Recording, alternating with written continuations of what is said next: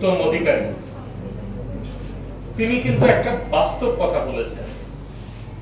সেটি হচ্ছে প্রত্যেকটা জায়গায় দেখা যায় যেখানে কম্বাইন্ড শিক্ষা, ছেলে মেয়ে উভয় শিক্ষা গ্রহণ করে, সেখানে যে কোনো একটা প্রতিযোগিতা বা যে কোনো একটা পরীক্ষায় যদি 10 জনকে বাছাই করা হয়, উনি বলেছেন যে 10 জনই থাকে, কোনো কোনো ক্ষেত্রে আমিও সেটার সাথে একমত, কম করে হলো 7 থেকে 8 জন মেয়েদের পাওয়া যায়। আসলে মেয়েরা এগিয়ে যাচ্ছে।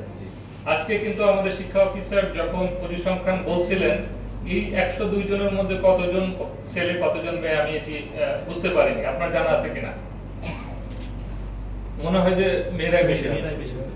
সেটি 60% স্যার, 60% হচ্ছে মেয়েরা ইয়ে করেছে।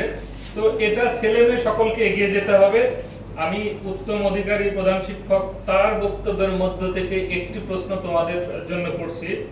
সেটি হচ্ছে তিনি একটি কবিতার উল্লেখ করেছেন, আদর্শ ছেলে। না না না, প্রশ্ন শেষ করে আদর্শ ছেলে।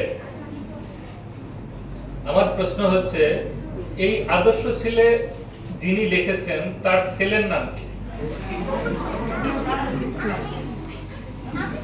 না না, আগে হাত তুলেছেন। জীবনানন্দ দাস, ধন্যবাদ তোমাকে। নাম বলো। অমিয় ঘোষ, তোমাকে 2 নাম্বার দিলাম। কুসুম কুমারী দাস আদর্শ ছেলে কবিতাটি লিখেছেন, সেটা তিনি উচ্চারণ করেছেন।